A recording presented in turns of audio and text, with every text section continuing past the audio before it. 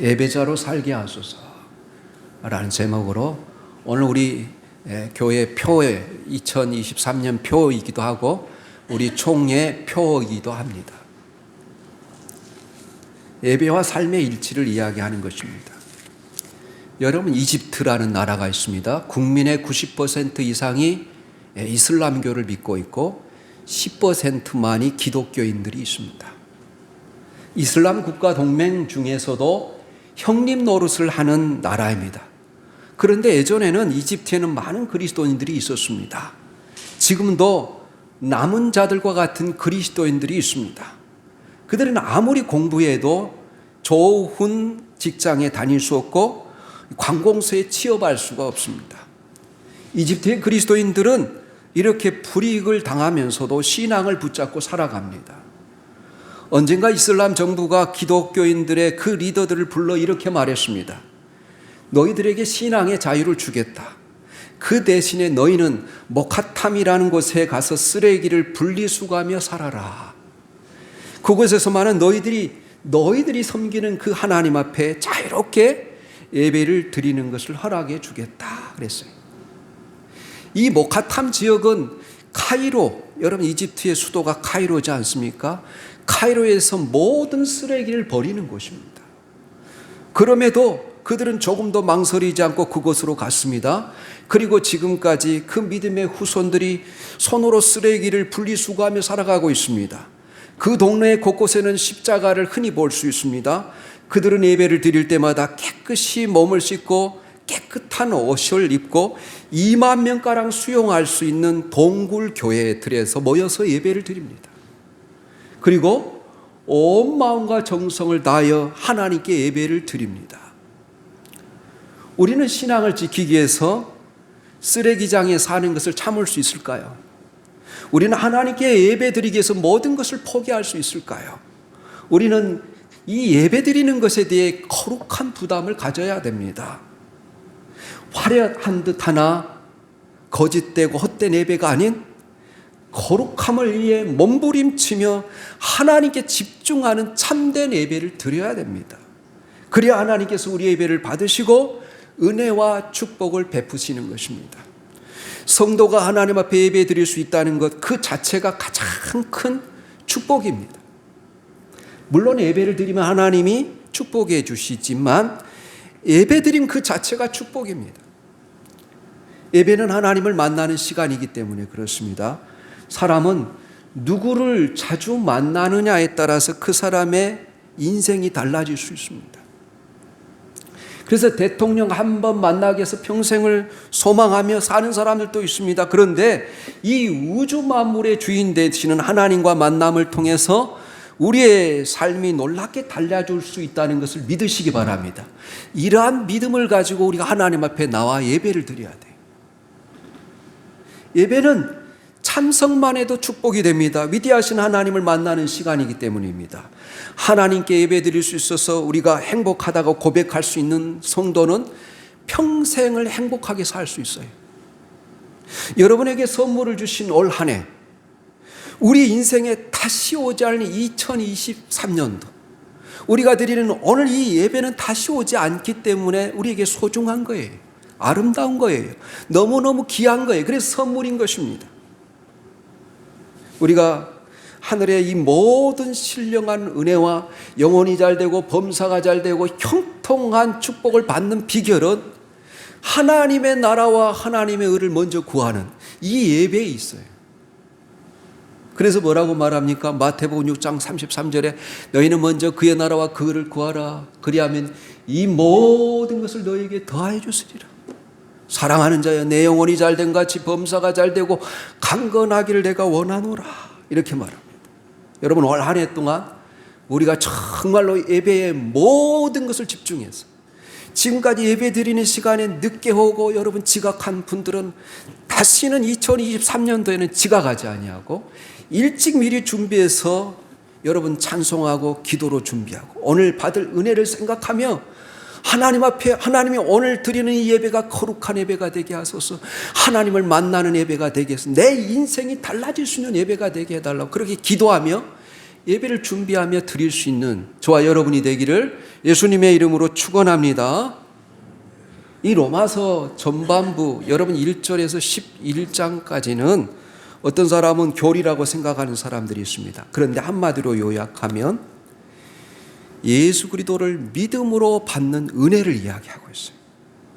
로마서 전체는 이신 덕이 믿음으로 말미암아 의롭게 된다는 걸 이야기하고 있어요.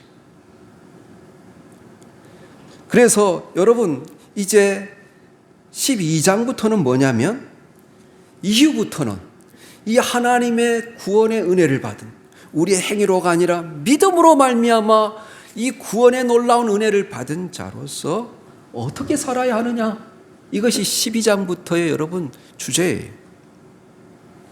여러분 신앙의 원리와 실천은 나눌 수가 없습니다. 신앙의 원리적인 면이 뿌리라고 한다면 12장 이후에 나오는 이 크리스찬들의 생활면은 여러분 우리의 삶 속에 맺는 열매예요. 우리는 예수 그리스도를 믿음으로 구원을 받았어요. 여러분 구원받은 사람들에게는 성령이 항상 함께 하십니다. 여러분 우리가 사도신경을 고백해 보면 예수님은 성령으로 잉태하시고 성령에 이끌려서 시험을 받으시고 죽을 때까지 성령이 함께 하세요. 그와 같이 우리가 예수 그리스도를 구주로 영접하고 나의 주님으로 고백한 사람은 성령님 우리의 삶을 인도하시는 것을 믿으십시오. 우리는 하나님으로부터 구원의 영광을 얻었고 또 더 큰 구원을 얻을 것입니다. 이 모든 것이 세상의 지혜나 말로는 다 설명할 수 없는 사실이에요. 이런 은혜를 우리가 받았습니다. 성도 여러분, 우리가 다음 말씀을 생각하기 전에 먼저 하나님께로부터 받은 은혜와 사랑을 한번 생각해 보는 시간을 가졌으면 좋겠습니다. 여러분은 하나님께 받은 가장 귀한 은혜가 무엇입니까? 그때가 언제입니까? 그때 감격이 어땠습니까? 그때 어떤 결단을 했습니까? 저 자신도 하나님께 받은 은혜를 이야기하자면 끝이 없습니다. 여러분 전설에 의하면 뽕나무를 인연으로 극적으로 주님을 만났던 삭개오는 믿음이 식어질 때마다 언제나 그 뽕나무를 찾아가서 입맞추며 주님의 사랑을 해보겠다고 합니다.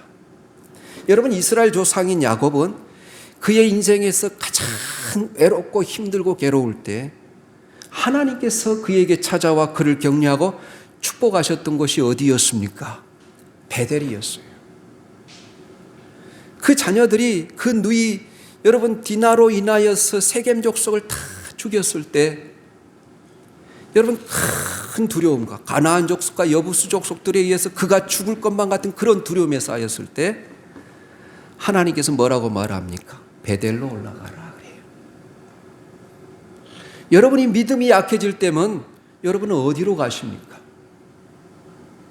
여러분 고린도전서 12장 3절에 의하면 우리 안에 그리스도의 영이 없으면 아무도 예수를 주로 고백할 수 없고 하나님의 자녀가 될 수 없다고 이야기합니다. 사실 우리는 이런 면에서 보면, 이런 측면에서 생각해 보면 하나님의 사랑을 받으려고 믿는 것이 아니라 이미 사랑을 받았기 때문에 믿는 거예요. 또한 그렇게 믿음 생활을 할 때 하나님께서는 때를 따라 돕는 은혜를 우리에게 다시 주시는 것입니다. 받고 열심히 일하고 봉사하면 또 은혜를 주시고 또 주시면 더욱 감사해서 또 열심히 믿음 생활하고, 이런 일의 반복이 우리의 신앙생활이에요. 어떤 부모들이 자녀들에게 조건부 사랑을 주는 경우가 있습니다. 공부를 잘하면 사랑하고, 공부를 못하면 미워하고, 말을 잘 들으면 사랑해주고, 잘 듣지 않으면 미워합니다. 그러나 이런 생활을 계속하여서 자란 아이들은 부모의 사랑을 믿지 않게 돼 있습니다. 문제는 거기서 끝나지 않습니다. 이렇게 자란 아이들은 하나님의 사랑을 아무리 가르쳐도 하나님의 은혜를 받을 수가 없어요. 왜냐하면 이런 사람들은 하나님의 사랑도 조건부 사랑으로 이해하기 때문에 그래요. 내가 이만큼 하면 하나님께서 이만큼 사랑해 주고.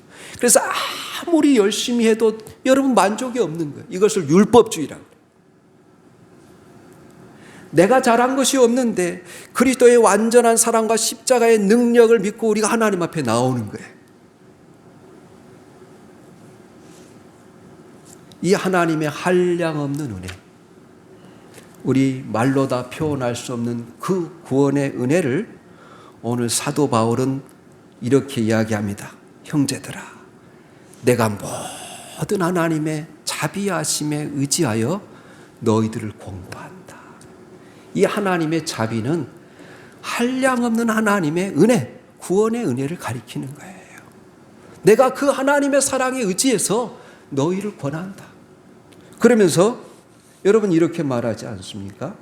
내가 하나님의 모든 자비하심으로 너희를 권하노니 너희 몸을 하나님이 기뻐하시는 거룩한 산제물로 드리라 그래요. 이 말씀을 원어 그대로 해석해서 여러분들에게 다시 한번 번역한다면 너희 몸을 기뻐 받으실 만한 거룩한 산제물로 하나님께 바친 상태에 들어가게 하라. 여러분 로마서 1장부터 11장까지가 뭐라고 그랬어요? 하나님의 은혜로 의롭다 하심을 받은 자들, 믿음으로 말미암아 구원을 받은 자들, 이 믿음으로 말미암아 구원을 받은 자들은 하나님만이 유일한 주님이심을 고백하는 자들. 그래서 이 하나님의 은혜를 깨닫고 그분이 마음대로 사용할 수 있도록 자신을 온전히 내어드리는 사람, 그러므로 여전히 자기가 자기 인생의 주인이 되어 세속적인 가치를 추구하며 살아가는 사람들은 주의 이름을 부르고 자신이 그리스도인이라 여길지라도 칭의로 구원을 받은 사람, 믿음으로 구원을 받은 사람, 은혜로 구원을 받은 자라고 할 수 없다는 거예요. 반드시 이 하나님의 은혜로 구원을 받은 자들은 그의 몸을 하나님 앞에 산제물로 드려야 되고 그의 삶 전체가 여러분 하나님 앞에 헌신하는 삶을 살아야 된다는, 밤이 변화되고 생활이 변화되지 않는 사람을 그리스도인이라 할 수 없다, 그렇게 말하는 거예요. 여러분 성경에서 구원받은 자녀들에게 하나님께서 유일하게 요구하신 것이 아주 간단합니다. 나를 예배하라는 거예요. 이집트에서 노예 생활하던 유대인들을 크신 팔과 권능으로 구원해내시고 하나님께서 그들에게 부탁하신 유일한 말씀은 광야에서 나를 예배하라는 거예요. 하나님께서 우리를 창조하시고 지으신 목적을 이사야 선지자는 무엇이라고 하십니까? 제가 이사야 43장 7절을 밖에다가 여러분 크게 써서 걸어놓지 않았습니까? 내 이름으로 불려진 모든 자, 내 영광을 위하여 창조한 자를 오게 하라. 그를 내가 지었고 그를 내가 만들었느니라. 그러면서 이어서 이사야 43장 21절에 내가 내 백성을 나를 위하여 지었나니 나를 찬송하게 하려 함이라 그래요. 하나님이 창조주이시고 우리가 그의 지으심을 받은 자임을 어떻게 드러낼 수 있습니까? 그것은 하나님을 예배하고 찬송하는 것으로 드러낸다는 거예요. 여러분 구원받은 사람은 어떻게 살아야 됩니까? 예배하는 자로 살아가야 된다는 거예요. 예배를 삶에서 가장 중요한 것으로 여기면서 살아가는 것, 이것이 바로 성도의 당연한 모습이라는 거예요. 성도는 하나님을 참으로 진심으로 경외하고 예배할 때 자신의 모습을 발견하게 되고, 하나님을 그렇게 진심으로 예배드릴 때 여러분 하나님의 능력이 충만해지는 시간이 예배하는 시간. 여러분 성도들의 삶의 모형은 이스라엘이 광야를 행군할 때 잘 드러납니다. 그들은 행군할 때 어떻게 합니까? 제일 중앙에다가 언약궤를 놔놔요. 이 언약궤를 중심으로 동쪽에 세 지파, 서쪽에 세 지파, 남쪽에 세 지파, 북쪽에 세 지파, 언약궤가 가운데 있고 동서남북으로 언약궤를 두릅니다. 그래서 여러분, 언약궤가 떠나면 그들도 떠나는 거예요. 언약궤가 멈추면 그들도 멈추는 거예요. 어느 방향에서나 하나님의 언약궤가 보입니다. 동쪽에서도 보이고 서쪽에서도 보이고 남쪽에서도 보이고 북쪽에서도 보여요. 그래서 이스라엘 백성들에게는 예배가 삶의 중심이라는 뜻이에요. 그래서 언약궤가 출발하면 이스라엘도 출발하는 거예요. 언약궤가 멈추면 사방의 대적들은 물러갈지어다 모세가 선포하고, 하나님 이스라엘의 천만인에게 함께하여 주옵소서 외치면서 그곳에 여러분 이 언약궤를 중심으로 탁 멈춰서 예배를 드리는 거예요. 그래서 그들은 생활의 모든 중심이 예배였어요. 가시적인 눈에 보이는 위치상의 중심도 하나님의 임재와 예배였어요. 따라서 이스라엘 백성들이 하나님께 시간과 예법을 지켜서 예배를 드리는 것이 아니라, 어떻게 보면 예배가 이스라엘을 지켰다고 해도 지나친 표현이 아닐 수 없습니다. 그래서 이스라엘 백성들은 안식일이 자기들을 지켰다고 생각해요. 지금도. 우리도 마찬가지예요. 우리가 예배 드릴 때 예배가 우리의 삶의 모든 발걸음을 지켜주는 거예요. 성도의 모든 삶은 예배를 중심으로 이루어져야 돼요. 여행을 하다가도 주일이 되면 반드시 돌아와야 되고, 모든 계획 중에서도 예배가 중심이 돼야 되는 거예요. 여러분, 지미 카터를 은퇴한 후에 사람들이 존경하는 이유도 여러분 많이 있지만, 그를 사람들이, 믿는 사람들이 존경하는 이유 중에 하나는 주일이 되면 워싱턴의 수많은 화려한 교회들을 나누고, 그는 자기 고향 조지아주의 비행기를 타고 주일학교 학생들을 가르치는 교사 역할을 하기 위해서 가는 겁니다. 그는 예배를 중심으로 살았던 것이죠.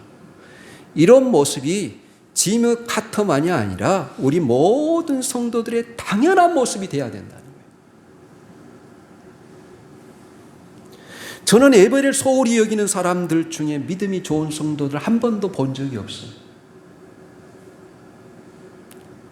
아브라함 신앙이 결정적으로 하나님 앞에 인정을 받고 축복을 받는 사건이 무엇입니까? 100세에 낳은 이삭을 하나님께서 바치라 했을 때 그의 아내 사라와 의논하지 않고 하나님께 순종하여 모리아 산에 산 제물로 드렸을 때 하나님 뭐라고 말해요? 내가 내 아들 내 독자까지도 내게 아끼지 아니하였으니 내가 이제야 네가 참으로 나를 경외하는 줄을 아노라, 그렇게 말해요. 우리 한번 창세기 22장 16절에서 18절 띄워주시면 아브라함이 그래서 어떤 복을 받았는지를 이야기해요. 창세기 22장 우리 16절에서 18절 말씀입니다. 같이 읽겠습니다. 시작. 이르시되 여호와께서 이르시기를 내가 나를 가리켜 맹세하노니 네가 이같이 행하여 내 아들 내 독자도 아끼지 아니하였은즉 내가 내게 큰 복을 주고 내 씨가 크게 번성하여 하늘의 별과 같고 바닷가의 모래와 같게 하리니 내 씨가 그 대적의 성문을 차지하리라. 또 내 씨로 말미암아 천하 만민이 복을 받으리니 이는 네가 나의 말을 준행하였음이라 하셨다 하니라. 그래요. 여러분, 우리가 아브라함처럼 예배를 소중히 여기셔서 진심으로 하나님을 경외함으로 하나님의 관심과 축복을 받는 성도들이 다 되시기를 바랍니다. 예배를 잘 드리고 한 번 예배를 잘 드리기만 해도 우리의 영혼의 어둠의 그림자, 패배와 절망감이 사라지고 우리는 승리감으로 충만해질 수 있습니다. 우리 속에는 이 죽음의 세력들이 다 사라지고 생명으로 충만히 부어지는 시간이 예배예요. 이런 예배자가, 이런 복된 예배자가 하나님이 찾으시는 신령과 진정으로 드리는 예배자가 다 되시기를 예수님의 이름으로 응원합니다. 이렇게 예배를 이야기할 때마다 언제나 두 가지 질문을 드릴 수밖에 없어요. 예배란 무엇인가 하는 것하고 어떻게 예배를 드리는 것이 참된 예배인가 하는 것이죠. 여러분, 윌리엄 템플이라는 우리가 이 사람을 통해서 종교의 가장 위대한 상, 종교의 분야에서 가장 많이 기여하는 상, 사람에게 주는 상을 템플턴 상이라고 그래요. 이 사람이 예배를 이렇게 말했어요. 예배를 드리는 것은 하나님의 거룩하심에 의해서 양심을 살리는 것이고, 마음에 하나님의 진리를 공급받는 것이고, 하나님의 아름다우심에 의해서 더러운 생각과 상상을 정결하게 하는 것이고, 하나님의 사랑에 마음을 여는 것이고, 하나님의 목적에 의지를 바치는 것이다. 그렇게 말했어요. 그렇다면 어떻게 예배해야 됩니까? 우리 주님이 사마리아의 수가성의 여인에게 대화를 하면서 결론이 예배로 끝나지 않습니까? 그래서 요한복음 4장 23절 24절에 이렇게 말해요. 아버지께 참되게 예배하는 자들은 영과 진리로 예배할 때가 오나니 곧 이때라. 아버지께서는 자기에게 참으로 예배하는 자들을 찾으시느니라. 하나님은 영이시니 예배하는 자가 영과 진리로 예배할지니라. 여기에서 여러분 가장 중요한 말이 신령과 진정으로 예배할지, 또 이때라, 바로 지금, 바로 오늘 우리에게 주어진 이 예배 시간, 이 시간이 가장 중요하다. 오늘 본문에서는 뭐라고 말합니까? 너희 몸을 기뻐하신, 하나님이 기뻐하시는 거룩한 산제물로 드리라 그래요.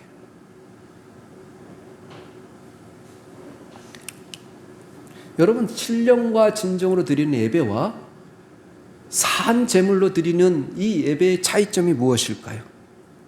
몸으로 드리는 산제사란 무엇일까요? 몸으로서 드리는 산제사를 이야기해서 여기서 사용된 헬라어 단어가 소마입니다. 원래 여러분 영과 육체를 구별할 때 여러분 영을 푸시케라고 하고 육체를 사르스라고 합니다. 그런데 여기서 몸이라는 것은 그 육체를 가리키는 표현이 아니라 바로 소마라는 단어를 썼어요. 이 소마는 우리의 인간의 몸 전체, 인격 전체를 가리켜요. 전인을 가리켜요. 또 그럴 뿐만 아니라 그 사람 자체를 표현하는 말이에요. 그 사람의 인격의 전체, 그 사람의 살고 있는 모든 삶을 가리키는 표현이에요. 그러면 여러분, 소마, 몸으로 드리는 예배란 바로 우리의 모든 삶으로 드리는 예배라는 거예요. 하나님께서 기뻐 받으시고 원하실 만한 예배를 드리는 마음으로 우리가 모든 생활을 하라는 말씀이에요. 믿음이 곧 삶이라는 것은 이처럼 명확하게 밝혀주는 말씀이 없습니다. 우리가 믿는 바를 생활로 옮겨 사는 것이 예배라고 오늘 본문은 말씀하고 있는 거예요. 주님이 요한복음에서 신령과 진정으로 드리는 예배가 예배드리는 자들의 이 마음의 문제라면 몸으로 예배드리는 것이 삶의 주제가 되어야 된다는 거예요. 이 두 가지 조화가 이루어져야 진정한 예배가 이루어진다는 거예요. 지금까지 한국 교회가 신령과 진정으로 드리는 예배만을 강조하고 삶으로 예배드리지 못한 것을 회개하면서 우리가 이 말씀을 생각해 볼 필요가 있어요. 여러분, 종교개혁자 마틴 루터는 이 로마서 주석을 어떻게 해석해 놨냐면 이렇게 해석해 놨어요. 너희 몸을 하나님이 기뻐하시는 거룩한 산제물로 드리라, 이 말을 우리는 예배 드리러 학교에 가야 되고, 예배 드리러 일터에 가야 되고, 예배 드리러 공장에 가야 한다, 이렇게 했어요. 우리가 어디에 있든지 이스라엘 백성들처럼 예배하는 자로 살라는 것이에요. 예배와 삶의 일치를 강조하는 거예요. 우리가 이렇게 예배와 삶이 일치된 삶을 살게 되면 밖에서 세상에 믿지 않는 사람들이 보는 눈이 달라질 수밖에 없어요. 저분들은 말하는 것이나 걸음 것이나 사람을 대하는 모습이 다르다고 칭찬할 것입니다. 삶이 이 예배와 연결될 때 모든 것이 하나님이 받으시는 신령한 예배라고 바울은 말하는 거예요. 그러므로 여러분, 몸으로, 삶으로 예배를 드립시다. 몸으로 산 예배를 드리기 위해서 반드시 힘써야 할 일이 있다는 거예요. 그것은 2절에 나와요. 세상을 따르지 말라. 세상을 따르지 말라. 세상의 풍습, 세상의 풍류, 세상의 유행을 따르지 말라. 우리 한번 두 구절 또 찾아서 읽어보겠습니다. 로마서 6장 13절하고 요한일서 2장 15절 17절 말씀이에요. 여러분, 로마서, 우리가 로마서니까 지금 로마서를 읽고 있지 않습니까? 로마서 6장 13절 말씀입니다. 우리 같이 읽겠습니다. 시작. 또한 너희 지체를 불의의 무기로 죄에게 내주지 말고 오직 너희 자신을 죽은 자 가운데서 다시 살아난 자같이 하나님께 드리며 너희 지체를 의의 무기로 하나님께 드리라. 요한일서 2장 또 15절에서 17절 말씀입니다. 우리 같이 또 읽겠습니다. 이 세상이나 세상에 있는 것들을 사랑하지 말라. 누구든지 세상을 사랑하면 아버지의 사랑이 그 안에 있지 아니하니 이는 세상에 있는 모든 것이 육신의 정욕과 안목의 정욕과 이생의 자랑하니 다 아버지께로부터 온 것이 아니요 세상으로부터 온 것이라. 이 세상도 그 정욕도 지나가되 오직 하나님의 뜻을 행하는 자는 영원히 거하느니라. 이렇게 말해요. 그래서 세상을 따라가지 않으려면 우리의 마음이 또 늘 새로워져야 된다는 거예요.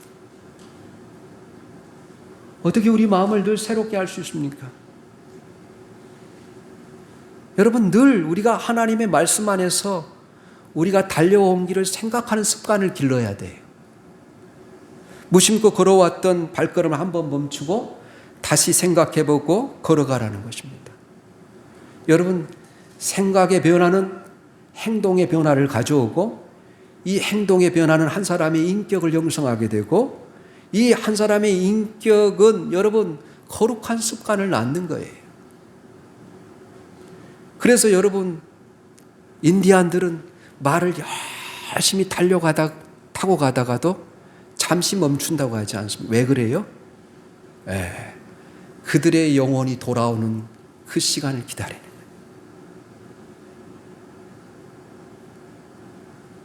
둘째, 하나님의 말씀에 매번 주의를 기울여야 돼요. 우리는 매번 하나님의 말씀에 귀를 기울여야 됩니다. 하나님의 말씀을 가까이 하고 자주 말씀을 들어야 돼요. 여러분, 소요리 문답, 웨스터민스터 소요리 문답 1장 1절이 이렇게 말합니다. 인생의 최고의 목적은 무엇이냐? 이렇게 묻습니다.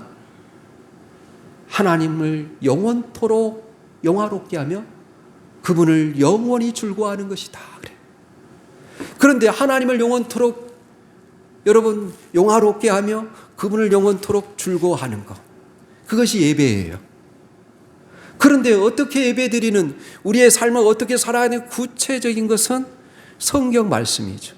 우리의 삶의 매뉴얼이 성경입니다. 그래서 우리가 하나님의 말씀을 통해서 우리의 잘못과 허물을 발견하고 회개하며 고치며 살아가는 거예요. 신앙생활이라는 것은 우리의 잘못된 습관, 잘못된 우리 자신에 대한 지도를 늘 고치며 살아가는 거예요. 그래서 하나님은 우리에게 성경을 주셨고 성경을 통해서 말씀을 하시는 것입니다. 말씀을 잘 들어야 믿음이 생겨서 세상을 이길 수 있는 거예요. 셋째로는 하나님의 거룩한 영, 성령님이 일할 수 있도록 맡겨드려야 돼요. 이렇게 우리가 성령 충만하지만 성령 충만은 뭐냐면 성령님께서 나를 온전히 사용할 수 있도록 나의 모든 것을 그분께 내어드리는 거예요. 성령님은 우리를 주장하고 우리를 다스리기 위해서 오셨어요. 우리의 삶을 하나님이 기뻐하시는 온전하신 길로 인도하시기 위해서 오셨어요. 푸른 초장 실만한 물가로 인도하시기 위해서 오셨어요. 우리를 모든 악의 세력으로부터 지켜주시기 위해서 오셨어요. 그래서 성령님은 우리의 삶을 운전하기를 원합니다. 이 성령님이 우리 안에 하나님을 거스리는 육체의 욕망을 제어하고 하나님의 뜻대로 일하시도록 가르쳐주는 영, 진리 가운데로 인도하시는 영, 그래서 진리의 성령이 오시면 그러잖아요. 여러분, 오늘 본문 2절에 의하면 삶으로 드리는 예배는 이 세대의 흐름과 이 세상을 본받지 않는 거예요. 오직 마음을 새롭게 함으로 변화를 받는 거예요. 모든 사람들이 바쁘다고 세속적인 일에 매달리고 있지만 하나님의 말씀을 사모하고 묵상하는 거예요. 오늘 우리 모든 성도들이 드리는 예배가 거룩한 예배가, 임재가 충만한 예배가 되게 해달라고 기도하십시오. 예배를 통해서 모든 신령한 은혜와 축복이 나려지게 되죠. 예배를 통해서 우리 마음이 새로워지고 우리 영혼이 거룩함으로 충전되고 믿음이 성장하는 시간이에요. 그래야 세상을 이기고 여러분 악한 세력을 이기고 하나님 나라를 우리가 확장시켜 나갈 수 있는 거예요. 하나님의 선하시고 온전하시고 기뻐하신 뜻이 무엇인지 분별하며 사는 것이 예배라는 거예요. 그래서 여러분, 제가 새번역 성경으로 오늘 이 본문을 다시 한번 여러분들에게 읽어드리면 이렇게 돼 있어요. 그러므로 형제자매 여러분, 나는 하나님의 자비하심에 기대어 여러분에게 권유합니다. 여러분의 몸을 살아있는 희생제물로 하나님의 마음에 들어 하실 거룩한 희생제물로 바치십시오. 이것이야말로 여러분이 드릴 참된 예배입니다. 이 시대의 흐름에 자신을 맞추지 말고 생각을 확 새롭게 해서 달라지십시오. 그리하여 하나님의 뜻이 무엇인지, 무엇이 선하고 하나님의 마음에 들고 완전한 것인지를 검증하며 밝혀내십시오. 이렇게 번역했습니다. 여러분, 그래서 이 구원받는 성도들에게 가장 중요한 일은 예배예요. 예배는 구원의 은혜에 감사하며 우리를 구원해 주신 하나님께 최고의 영광과 가치를 돌려드리는 행위예요. 이렇게 예배할 때 그 예배가 생명이 되는 것이고 힘이 되는 것이고 능력이 되는 것이고 기쁨의 에너지가 되는 거예요. 올 한 해도 신령과 진정으로 예배하며 모든 상황에서 살아있는 예배자로 살아가시기를 예수님의 이름으로 축원합니다. 아멘.